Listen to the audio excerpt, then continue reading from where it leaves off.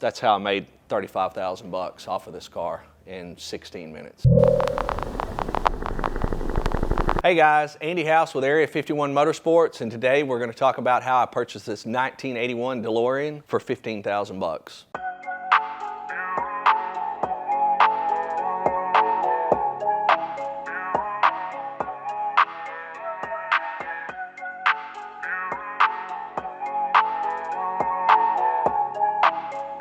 So a friend of mine, Joshua Brogren from Facebook, hit me up and said, hey, did you get my text for the car I sent you? I said, no, I didn't. I went back in and took a look at his text, and it was this DeLorean. I immediately called him back, and he told me that he was roofing a house across the street from the man who owned it. And when he seen the man outside, he crawled off the roof, walked over there, and talked to the guy about possibly selling the car. The old man was 85 years old, told him that he'd owned the car for the last 15 years. And he got to where he couldn't drive it for the last year. The fuel pump got rotted out from sitting up. He was trying to remove the fuel pump and broke the fuel line. He said he got too old to work on the car and that he'd give 19,000 bucks for it when he had bought it 15 years ago, and that he would take 15,000 for it. So Josh hit up his wife and asked her, could he purchase the car, and she said no, thank God. He figured he'd call me up to see if I'd be interested in buying it. He sent me over all the info, the title, the old man's ID, and so I called the guy up and wired him the 15,000. Generally, I come in and try to negotiate a number down from their starting point,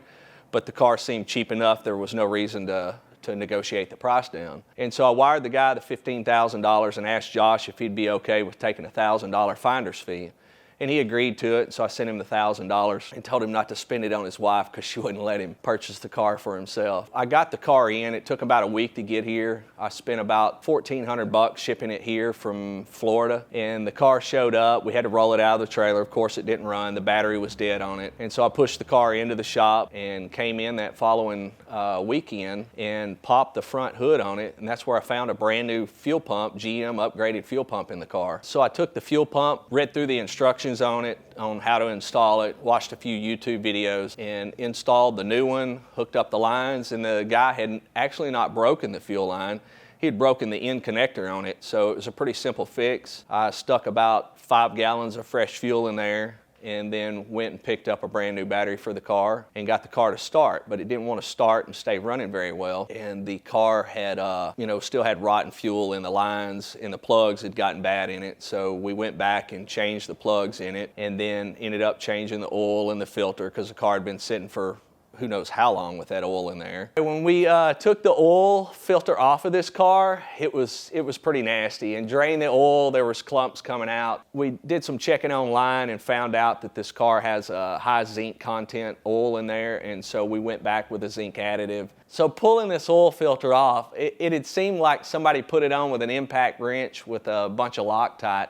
And so I started out with one oil filter wrench, which is the belt style, and it wouldn't come off. It just started crumpling up. So then I put the oil filter removal tool that goes on the end, and you ratchet it off, and it started stripping. So I ended up having to go to the parts store and getting a massive pair of oil clamp pliers, to put on that oil filter. And I used that and the other wrench to get the thing off. It took quite a bit to get it off of there. Also, when I got this car in, it had sheepskin covers in it, which was a great thing. They're terrible looking, but when I pulled them up, the seats were like brand new. I think they've probably been on there since new. That helped save the seats. The other thing was the floor mats looked like new. And the reason for that is it had some Tasmanian Devil vinyl floor mats in there protecting that as well. There was a car cover in the front. As far as the shine on this car, these cars are stainless, and so they're non-painted. The front and rear bumpers are painted, and that was another good thing on this car. The front and rear bumpers were not rotted out. The paint was not faded on them. They actually looked really great. When I put the car on the lift to do an undercarriage detail, the undercarriage was, it's pretty dirty. It's a 61,000 mile car. And so I got under there and did a 3-step cleaning, which is acid, degreaser, and soap as well to kill the acid effect. I realized that the brake dust covers were off of it. And so I cleaned those up, repainted those, stuck those on there, acided the wheels to get all the brake dust and stuff off of them. The tires were new. I don't think they had no more than a couple hundred miles on them, but they were also date coated. They are old. There's no cracks in the windshield. There's no dings in this car. No body misalignment. I don't have any oil leaks or transmission fluid leaks on there. This car is an automatic. Some of them come in standard, but this one is an automatic. So the other bonus to this car was when I was digging in the front trunk, I found a brown manila envelope that was full of service records since brand new. It had the original purchase receipt, which I think was $24,000 maybe. Even had the original business card from the dealer that sold it to him. Every service ticket since new, every oil change, every gasket, every tire change, absolutely everything come with this car, including the books, both sets of keys. There was actually 2 extra sets of keys. Had the Back to the Future 4 series DVD with it.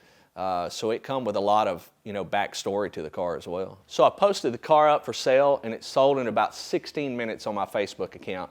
And I got $50,000 for the car. That was my full asking price. So it was a repeat buyer that came in and bought the car, asked me would I take this Porsche 944, which is LS swap, back in on trade that he had purchased from me about 6 months ago. I agreed to give him $15,000 on trade for the car, and so I ended up with a $35,000 wire and $15,000 into this Porsche that's LS swapped over here.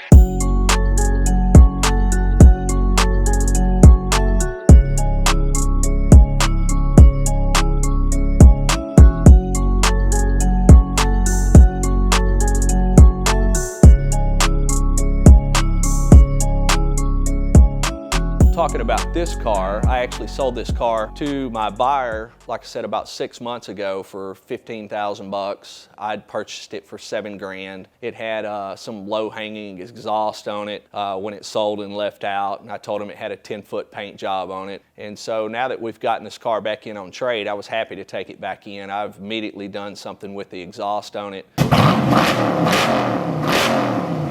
It is an LS4 swapped.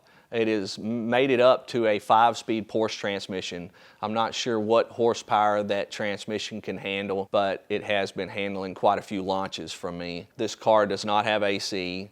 It does have all aluminum front and rear inner tub assemblies that somebody created in there. And I believe the dash is also out of GM product that is in here that's wired up as well. So all the gauge lights work, the gauges work, the power windows, locks, the sunroof even works on this car. The AC is the only thing that doesn't work because it's not there. It does still have the controls in it. I have not checked to see if the fan is working in there, so I can possibly go back in and stick AC on this car. So my like about this Porsche is, it's been wide-bodied. It's the only LS4 rear engine swap Porsche 944 that I know of. It's really quick off the line. Things I don't like about it right now is I need to stick some either coilovers on the rear or some air shocks in it. It has quite a bit of squat when you nail down on it. And the weight ratio is probably 70-30. All the weight's to the rear. You cannot cut a donut in this car. It tends to lift and want to shoot a straight line even though the wheels are turned. Other than that, the paint is, like I said, 10-footer. It looks great from 10 foot. You get up close to it, it's a horrible paint job. We'll probably do some polishing on it if I don't end up repainting it and get that taken care of. There's nothing to not like about this car. All I know is I've loved the car since the movie come out. That's about all I know about the car. And it's super slow. And it has 85 miles an hour on the speedo. And so if you're ever going to hit 88, you're never really going to know if you hit 88 unless you use GPS on your phone or something.